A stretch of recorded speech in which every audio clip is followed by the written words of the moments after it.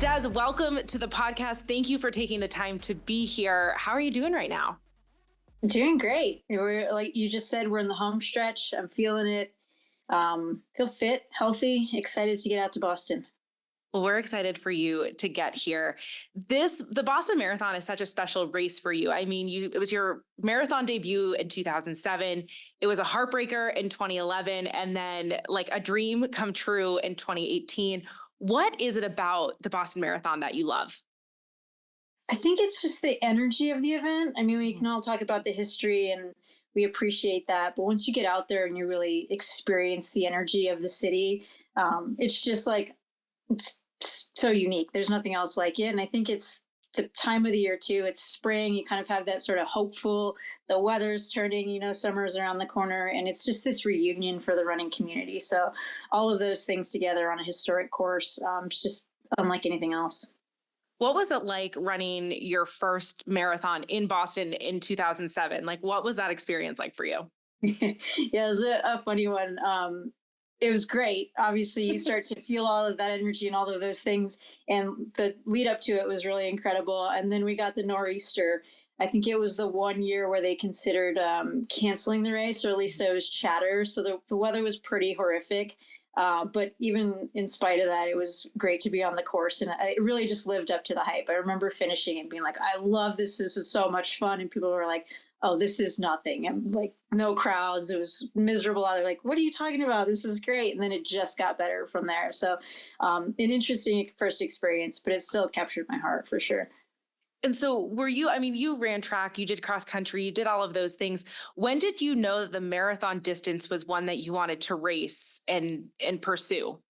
I joined a team at a college that was very marathon focused. And so at first I was like, these people are crazy. I'll do the 10K. Like, that's just way too far. And I remember watching my teammates prepare for Chicago Marathon in 2006. And I just saw them go through the process. And it was just this different buildup where you invest so much time and energy into one day. And we were all teammates prior. We were all runners prior. And then they stood on the start line, did the 26.2, and after the Chicago Marathon, they were marathoners. And then it was just envy. I was like, well, I want to be a marathoner too. I need that title. They can't be better than me. So, I was intrigued, and that was the first time I was like, okay, I want to tackle the distance. And I mean, you're really good at this distance. Did you ever think when you first started as a professional, what were your expectations? Did you think that you'd be running in the Olympics, that you'd be competing and winning the Boston Marathon? And what were your expectations? They certainly did not include the longer distances. It was kind of like, I want to see if I can make a career out of this, or even just do this for a couple of years, try to make an Olympic trials. That would have been really special, particularly on the track. It's just so limited. There's limited lanes, there's limited space. And so my eyes opened to the marathon pretty quickly as I got into pro running.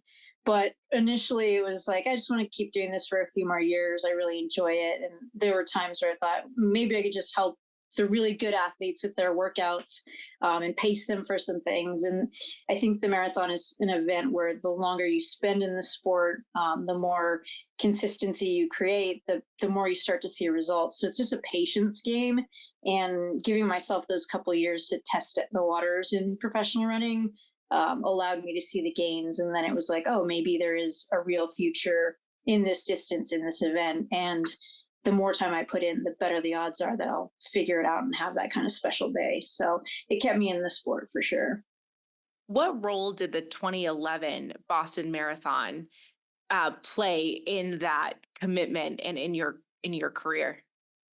Yeah, it was such a pivotal moment. I think everything going into that race just went so well. It was like, I'm ready. I'm ready to compete with the best in the world. And it's easy to say that, but when you execute and you're really in the hunt for this major win, it validated that opinion and that self-belief. So it was a really incredible moment, but also, I think it was one of those things where everything really went right. And the flip side of that was like, am I ever going to have this opportunity again?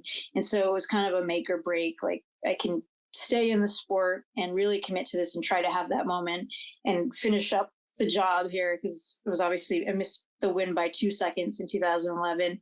Or, that's another thing where you're like, I've been close. I don't know if I can tweak anything and get better. And maybe I should just go on to a different path in life. And so that's when I really committed and was able to, make Olympic teams from there and start to take long-term, long game approach. And it took several more years to put it together. But I think all the lessons along the way really made 18 happen.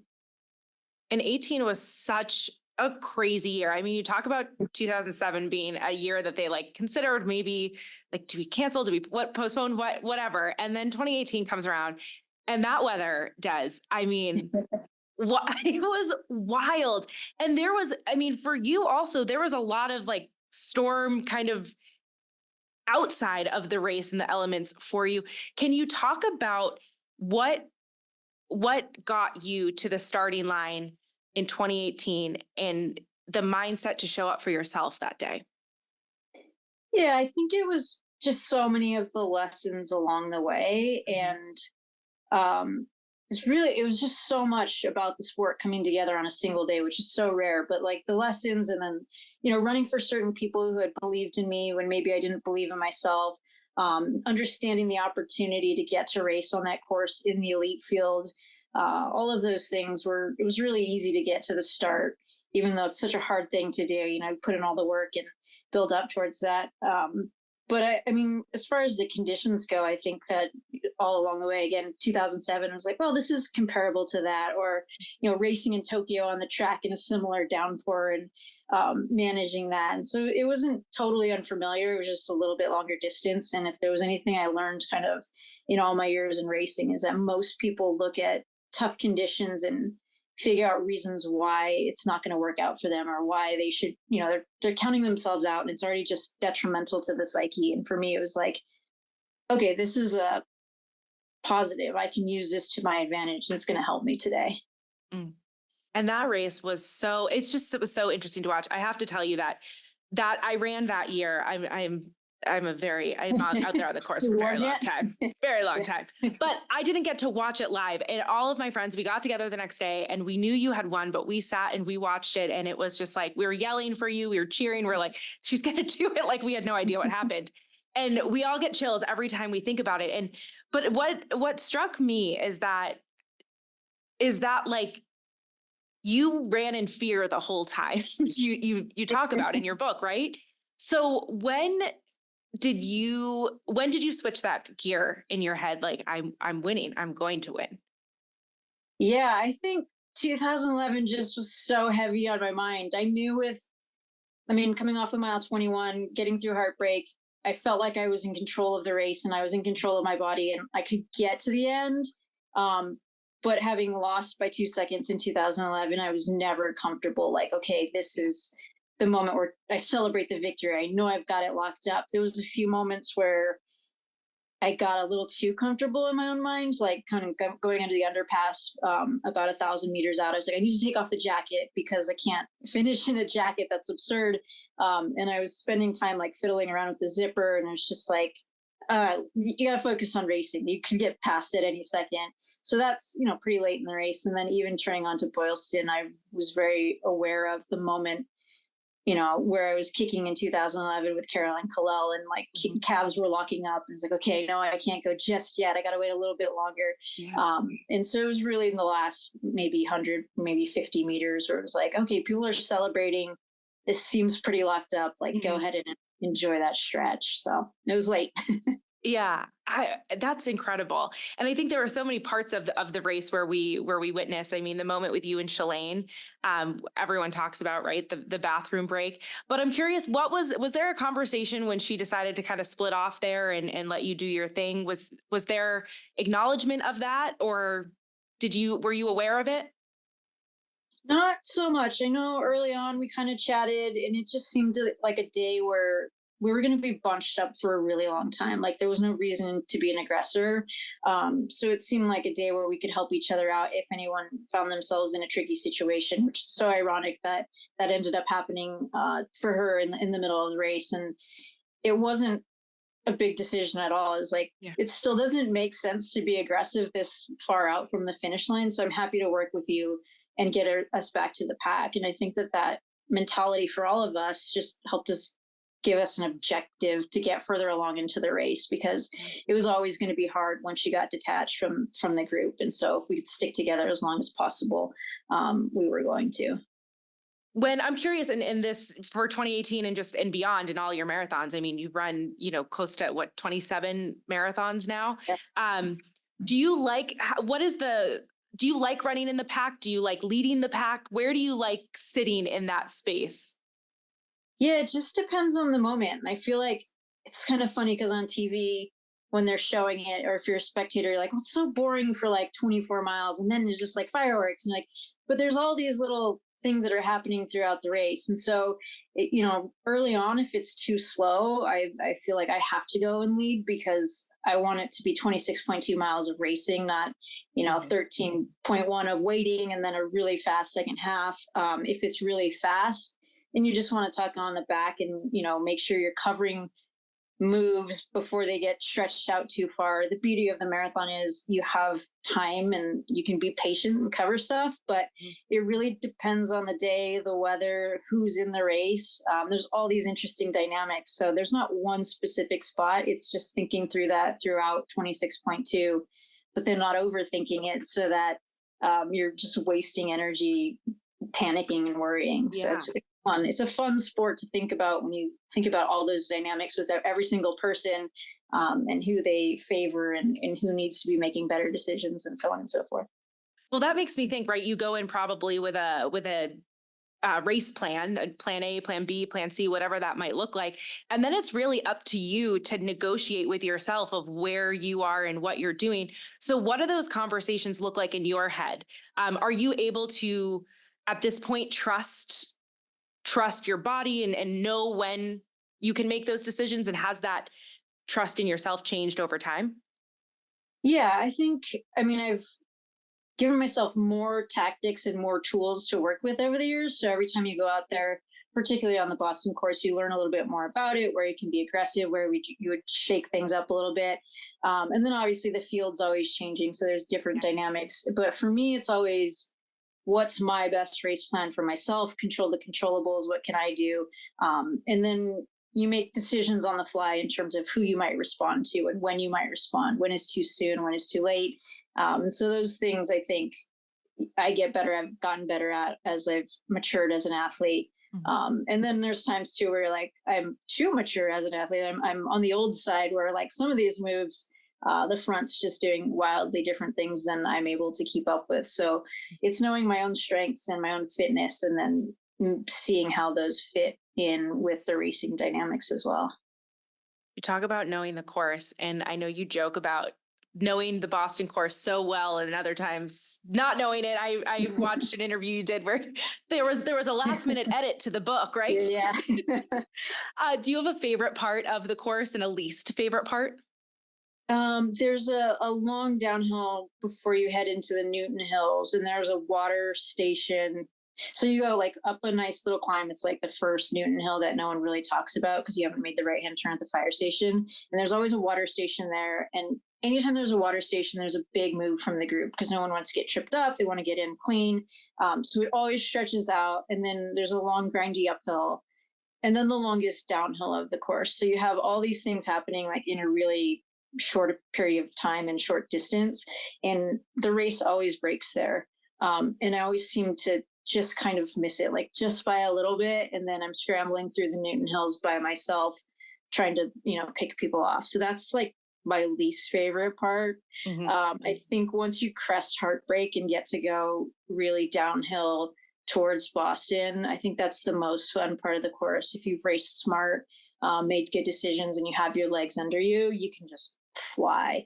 And it's just this crescendo, like you feel it building as you get towards the city.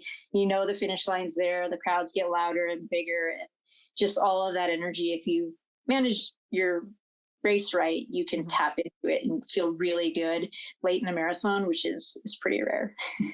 Yeah. I mean, there's nothing comfortable about a marathon. And so that brings me to, during the pandemic, like a marathon 26.2 is hard. That's a long way.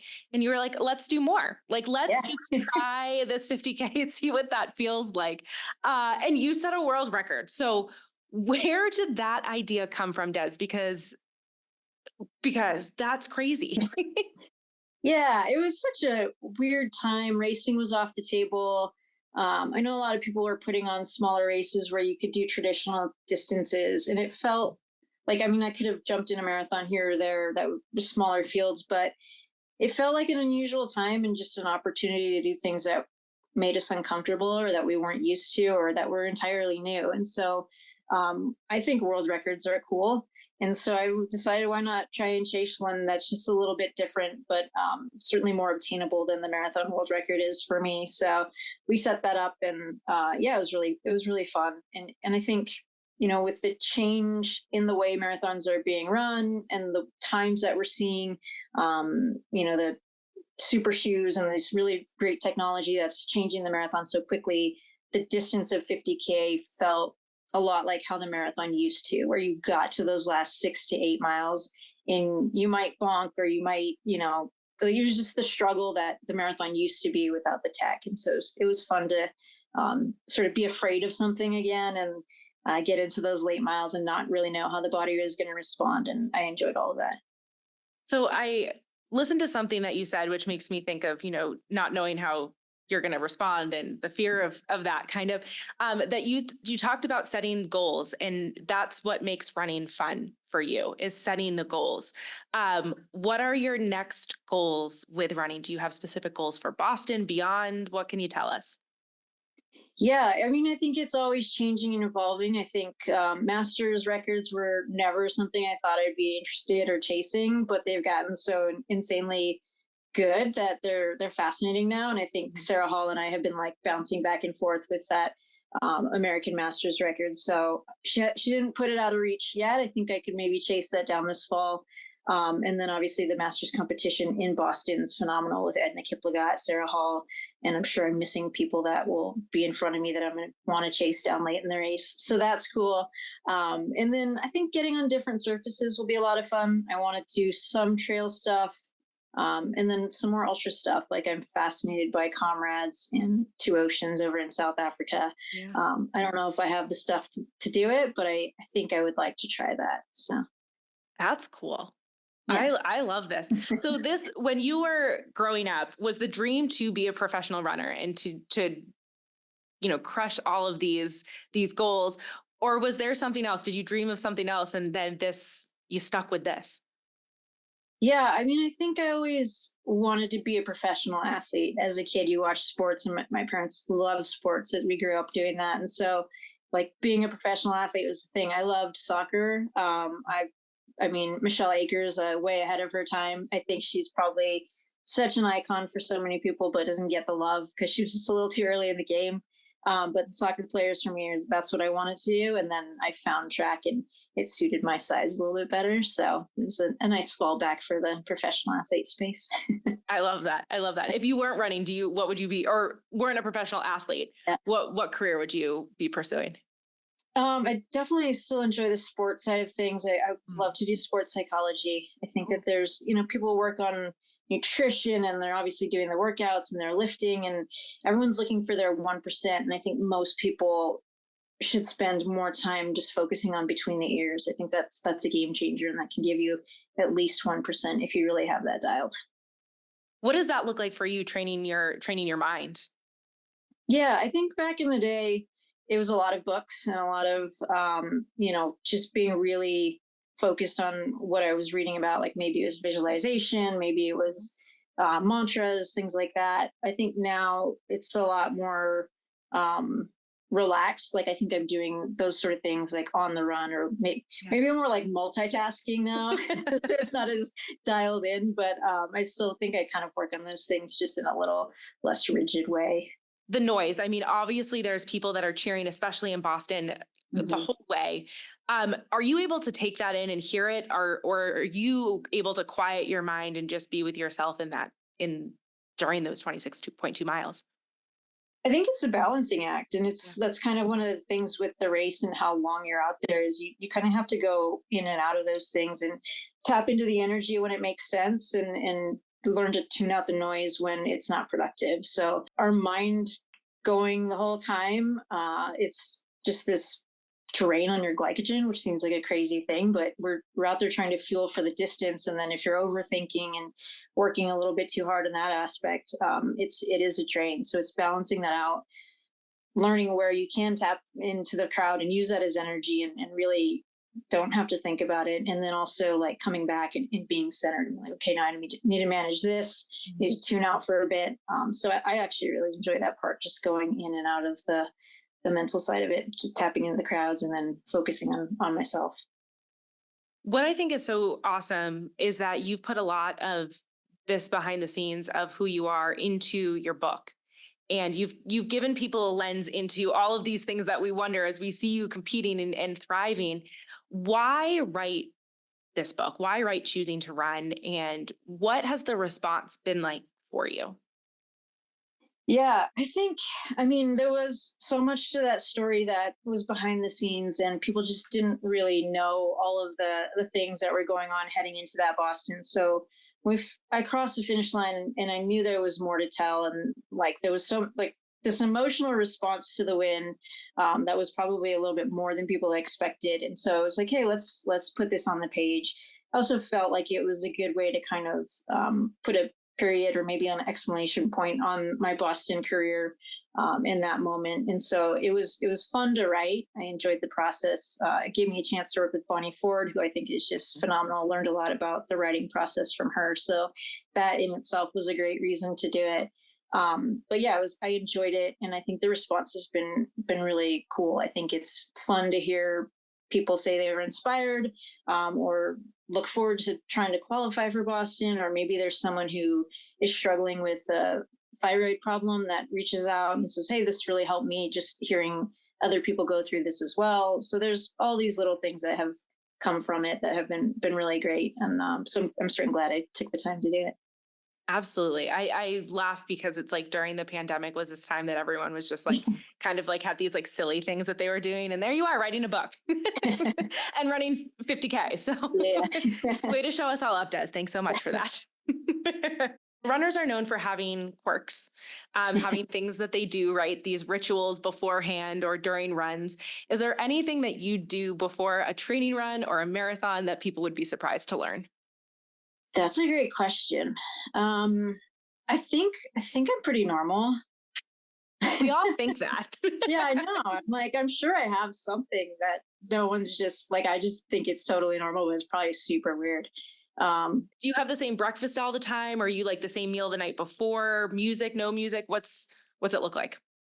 It's pretty across the board. It just depends on the day. I mean, I guess like my coffee routine might be a bit much for people. Like, I'm a big coffee person, and I think the ritual of making the coffee is probably excessive. Like, I'll travel with the hand grinder, like a personal kettle, because sometimes you get a hotel and they don't have like a hot water machine. Also, I've heard horror stories about like in-room coffee machines. So I bring all that stuff and then I do the whole thing pour over style. So that's kind of a lot. I love that though. Me It's too. probably meditative too, right? Like, is there like it's your Yeah, routine. It's your that's thing. what you do. Yeah, exactly. Is it one cup of coffee? Anything in it? Like how are we taking it? Yeah, so we actually, Ryan and I, my husband, have Linden by two coffee. So we roast our own beans. We bring those out, and then yeah, they're great. So just black straight up, and I'll do one in the room, and then obviously the ride to Hopkinton for the start is kind of long, so I'll take one on the road, a little road Perfect. coffee. I would say that's a little quirky, Des. I'd say that's a little Yeah. own that as your quirk. All right, happy to. I think coffee is a good one, so I'll own it. You talk also about the sport changing, right? The marathon changing, and we're seeing these times get faster and faster. We're seeing these young athletes, and I want to know kind of how it's evolved in your time, and how you've seen it change in your reaction to that, as well as the younger athletes, and what it's like to see them competing at the level they are. Yeah, I mean, I've been at this for such a long time now. I've seen a lot, but I think that there was the moment that really stands out is very recently at the Olympic trials. coming off the line, and even in the first like 3 or 4 miles, everyone was out so hard. And I looked at my watch and I think I was running like, under 5:30 pace. And I was midway in the pack, maybe even to the back half of the pack at the race. And, when I started out, my first trials was 2008. And it was, if you can break 2:30, you're going to make the team. Like historically, that's never left you off a team if you can break 2:30. And I'm looking at my watch halfway through, the race, and it's just like, this is insanity. It's crazy how many people are out sticking their nose into 2:22, 2:23 pace, and just being aggressive, and they're fearless. And I think that, it shows the depth of the sport. It shows, the high quality, the number of high quality athletes that we have, and just how brave they are too. There, used to be the kind of saying like, respect the distance. And I don't think that applies anymore. I think you just got to stick your nose in it and see what you can do. And the people that are really having great success are the young kids who just step in for the first time. We saw that with Molly Seidel, debut marathon, makes a team and then gets a medal in Tokyo. And then obviously Fiona O'Keefe now making the team in her debut. She ran like she was completely unbothered or unafraid of the distance. So it's really cool to see that evolution of the sport, the times, but also the young American athletes just not being afraid and being like, yeah, of course it's going to happen for me. I'm going to put my nose in it. And that's going to create more depth, and it's just a snowball, so it's cool to see that momentum as well. And you've had a huge part in that. Dakota Lindworm was on the podcast a couple of weeks ago, and she spoke about walking into the bar after qualifying for the Olympics and seeing you and Kara Gauscher and being like, they know who I am. That's so funny. Like they know me. And she had this moment, and I was like listening to her talk about it. I was like, that's cool to have this moment where you have done so much for the sport and to be racing alongside. So that was cool for me to hear, and I'm sure cool for you to see as well, to be racing along these women who are in awe of you. Yeah, it's awesome. I'm not sure they're in awe of me. I think they can respect what I've done, and I think they want to bury it, which is great. That's how it should be. The true competitor. I love that. All right. Well, we're running out of time here. And I do ask everyone, and you mentioned it earlier, kind of through the mind training of mantras. Is there a mantra that you lean on during races, during training runs, during life to get you through? Well, I'll give you my normal one, which is very boring and practical. And in a race, during the hard parts, I say calm, calm, calm, relax, relax, relax. And I do it in a calm, relaxing pattern, because I don't think fast running's forced. Like, you have to relax and let it come out of you, which is a great running mantra. But I think for this question, I'm gonna go with a mantra of keep showing up. And that was something that got me through the Boston race in 2018 when it was cold and rainy and hard. But it was also something that got me through that training block that was just really tough, where there's a lot of highs and lows, and you have to just hit reset, stay in the moment, and show up one more time and try again. And I think that consistency and persistence will take you very, very far. And I think that's kind of what my career has been all about. It's a lot of misses, it's some good days, some bad days, but it's just consistent and keep showing up. And I think that's why you have connected with so many people, Des, and why so many people are such big fans of yours.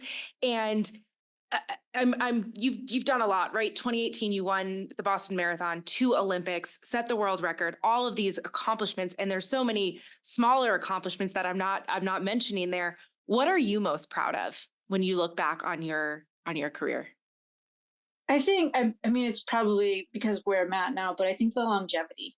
I think when I say keep showing up, it's a really cool thing that looks good on paper, and, maybe it's like a fun sign to hold up, but I really think it's kind of symbolic of my entire career, and the longevity to me means a lot. And I'm really proud that when there's good days, I show up. When there's bad days, I show up, and I'm learning and moving forward. And I think that consistency kind of sums up my career.